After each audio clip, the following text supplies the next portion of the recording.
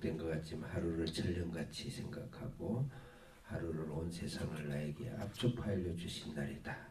이렇게 영광스럽게 생각하고 항상 말씀으로 열고 말씀으로 닫고 주님으로 열고 주님으로 닫고 주님 영혼의 부활로 내 삶을 누리고 만들어가는 삶이 되기를 바라겠습니다. 요한복음 11장은 부활장이죠. 나사로의 부활.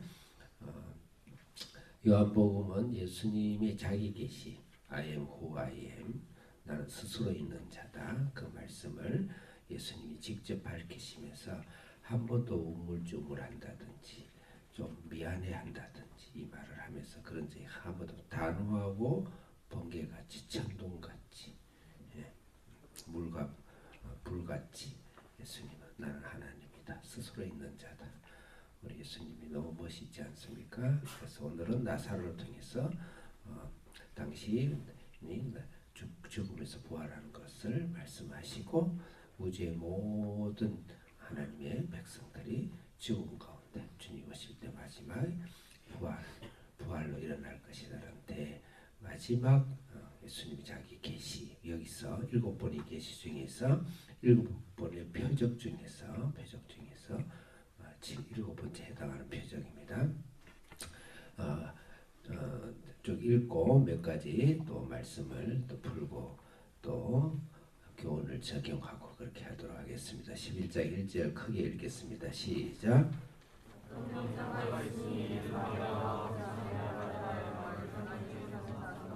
네, 여기서 1절에 어떤 병자로 시작해요. 이것은 우리 성경은 일단 문학을 주셨기 때문에 문학적인 사실은 강조법이에요. 마리아 마르다 또 이런 이름 이전에 어떤 병자다 해서 거기에 우리가 시선을 집중시키죠. 이 말은 무슨 말일까요? 모든 인류는 하나님의 사랑을 받는 모든 인류는 사랑을 받는 자도 병든다. 병들어 있다. 병든 가운데 있다. 병들 수밖에 없다. 그것은 너무 슬퍼하거나 너무 슬퍼하지 말아라. 어떤 병자가 있다. 아이러니컬하게 그 3절을 보면은 한 달러건에서 사랑하는 자라 그랬어요. 2절 읽겠습니다. 시작.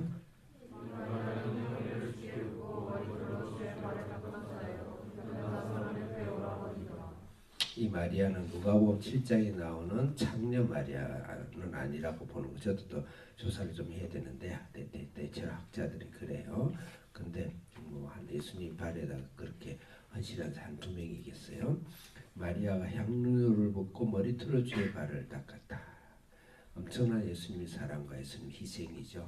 예수님을 사랑하고 예수님을 희생하는 자도 병들 수 있다. 물론 그 오빠가 병든 거지만 병들 수 있다. 이 땅에서 병든 것을 예수님 이렇게 믿고 있는데 나는 왜 병이 듭니까? 육체의 병만이 아니에요. 여러 가지 나는 병적인 현상들이 있습니까?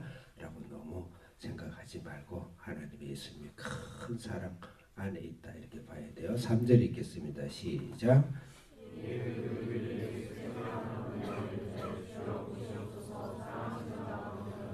표현이 굉장히 의도적이죠. 사랑하는 자가 병들었다.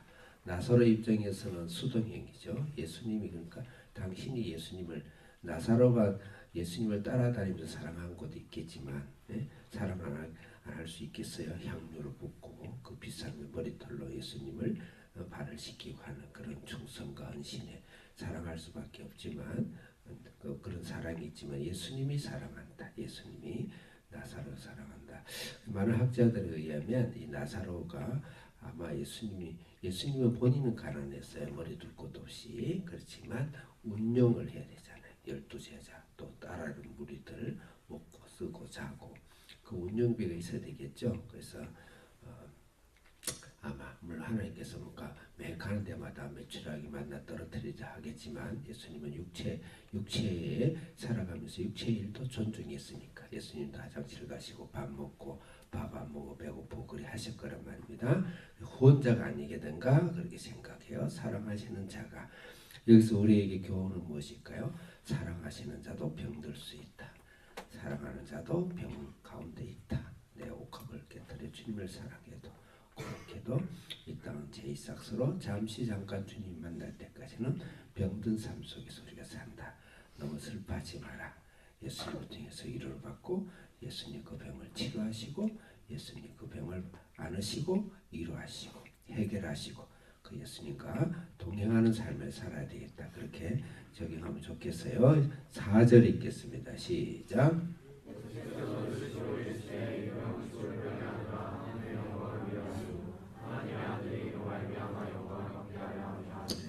하나님 영광을 하나님의 아들로 말미암아 영광을 받기 위해서 이 병을 준 것이다. 죽을 병이 아니다. 예수님이 그리스도의 부활이죠. 예수님이 이를 다시 죽음에서 다시 살림으로써 예수님은 부활의 주님이다. 예수님도 부활하시고 부활의 천년을 부활하시고 모든 인류를 사랑하는 자는 그 가운데서 다시 부활시키는 막 지는 것 같이 막 그렇게 하고 수비를 하다가 마지막에 결정적인 골을 넣고 우승컵을 들면 얼마나 멋있어요. 물론 예수님 일부러 그런 건 아니지만 이런 병든 가운데 있지만 그 가운데 부활의 능력이 더 크게 나타난다. 그래서 이것을 의도된 지체라고 해요. 의도된 지체, 변장된 축복. 예수님은 우리 신앙을 성숙하게 하기 위해서 때로는 응답을 지체하기도 합니다. 변등 상태에서도 우리를 훈련하기 위해서 지체한다. 그렇지만 더 큰 부활의 영광으로 우리를 응답하시고 우리를 구원하시고 우리를 결정하시기 위해서 주님이 이 일을 지금 사용하신다. 그래서 혹시 내가 마음으로 육체적으로 또 재정적으로 또 인생에 있어서 행복적으로 내 속에 약간 병이 있는 것 같다. 어려움이 있는 것 같다. 슬픔이 있는 것 같다. 너무 슬퍼하지 마시고 그 가운데 주님 앞에 붙들고 주님께 향유를 붓고 머리털로 주의 발을 씻고 주님을 사랑하게 되면 하나님 예수 그리스도의 부활의 능력이 크게 여러분을 쓰나미처럼 밀물처럼 치고 또 치고 오고 또 오고 하는 그런 주님 축복이 우리에게 있다는 것은 그동안 우리 살아봤어도 알죠. 7절 읽겠습니다. 6절 읽었나요? 6절 시작.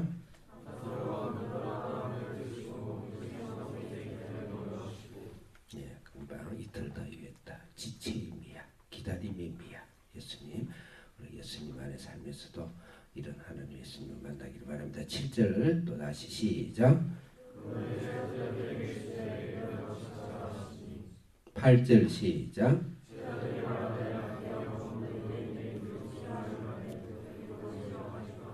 9절 시작.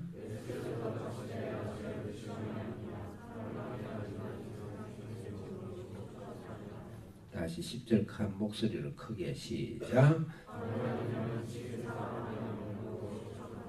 여기서 제자들과의 대화의 나눔인데 예수님이 이제 이틀 뒤에 사실 이제 나사로가 죽었죠. 어쩌면은 죽었어요. 예수님이 일부러 그런 건 아니지만 알고 계셨죠. 죽었어요. 죽기를 또 예수님은 좀 표현이 그런데요. 기다리신 것 같아요.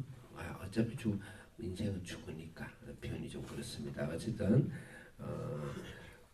금방 거기 이제 지금 살기가 등등해요. 예수님을 이제 죽이기로 완전 작정을 했어요. 때를 기다리고 방법을 기다리고 살기가 예루살렘 예수님을 죽이기 위한 살기가 등등한데 그것으로 베다니 그쪽 근처에 있으니까 다시 올라가자 그러니까 올라가니까 우리가 죽으러 가야 되냐 그럴 때 예수님 하신 말씀이 굉장히 좀 난해한 말씀이죠. 갑작스럽게 낮 12시에 뭐 빛이 이야기 나오고 밤이 이야기 나오고 그래요. 이 말은 우리가 어떤 죽음의 길이 있든지 어려운 길이 있든지 주님이 계신 곳이 빛이다. 그래서 주님과 그래서 낮에 다닌다. 빛이다. 이 말은 예수님이 빛과 동행한다. 이 말입니다. 동행하는 것이 중요하다. 그것이 바로 빛이다. 그래서 어떤 어려움이 있더라도 사랑하는 자는 하나님 가운데 죽음 가운데 있더라도 죽는 상황이 있다 하더라도 예수님과 동행하는 것이 빛이고 하나님 축복이다. 그 말이죠. 그래서 사랑하는 자들도 우리가 어떤 어려움이 있더라도 예수님과 동행해야 되겠다. 자, 그 다음에 11절 읽겠습니다. 시작.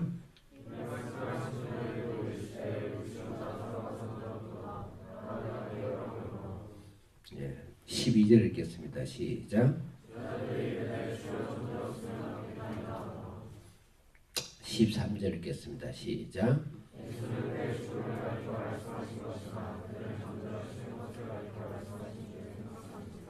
14절 읽겠습니다. 시작. 15절 읽겠습니다. 시작. 네.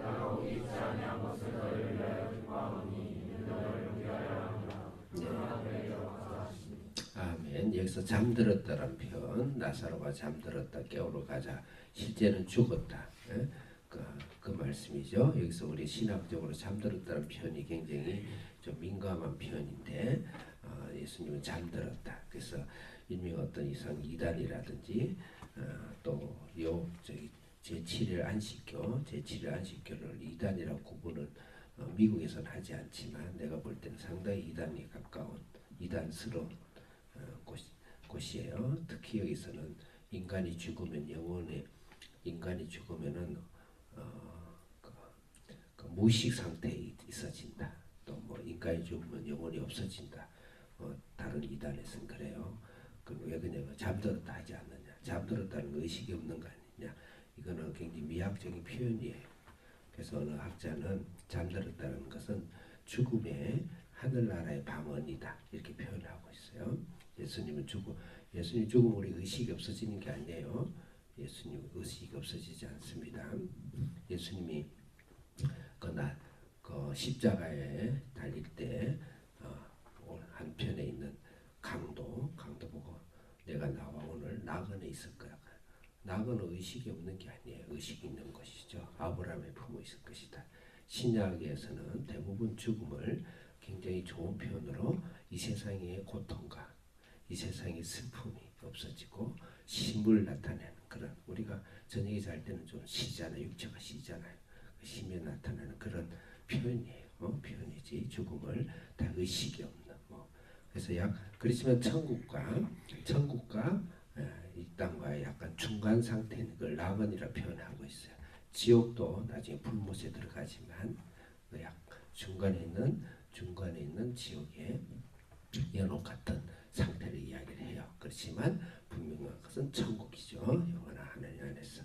사도 바울은 얼마나 그곳을 삼천청을 가고 너무나 좋았으면 빨리 육체를 벗고 빨리 나는 가고 싶다. 그렇게 할 정도로 아름답고, 그렇지만 새하늘과 새 땅이, 영원한 새하늘과 새 땅이 다시 만들어집니다. 그래서 잠들었다는 것은 그래서 인간의 육체가 잠들었다는 말이 아니에요. 죽음의 미학적인 표현입니다.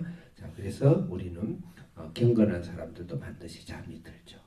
그래서 우리도 모든 사람들도 다 죽어요.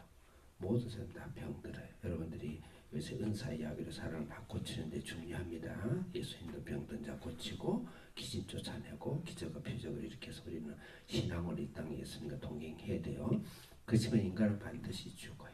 그래서 우리는 죽음 이후에 예수님과 영원한 다시 부활의 삶, 영원한 낙원의 삶, 주님과 동행의 삶을 우리는 항상 생각해야 되겠다. 그래서 오늘은 우리 적용이 죽는 자, 하나님을 사랑하는 자도, 하나님의 사랑을 받는 자도 병들 수 있다. 그렇지만 그 병든 가운데 주님께서 하나님 우리를 고치시고 오히려 주의 영광을 드러낸다. 하나님을 사랑하는 자도 내 기도나 내 삶의 필요를 하나님 때로는 지연하시고 지체하신다. 실망하지 마라. 하나님이 더 큰 영광을 주시기 위해서 때로는 지체하신다. 죽음, 사랑하는 자도 때로는 죽을 수밖에 없는 환경에 그런 것을 지나갈 수 있다. 저것이 분명히 내가 갔을 때 죽을 것 같고 나에게 피해를 줄 것 같지만 절대 염려하지 마라. 예수님, 빛 대신 예수님이 함께할 때 승리를 주신다. 하나님 사랑하는 자도 인생은 반드시 죽는다. 죽음을 두려워하지 마라. 우리는 영원한 주님 안에 안식과 부활이 있다. 그러면서 마지막 16절 읽겠습니다. 시작. 읽었다 치고 기도하겠습니다. 하나님 감사합니다. 예수님의 이름으로 기도합니다. 아멘.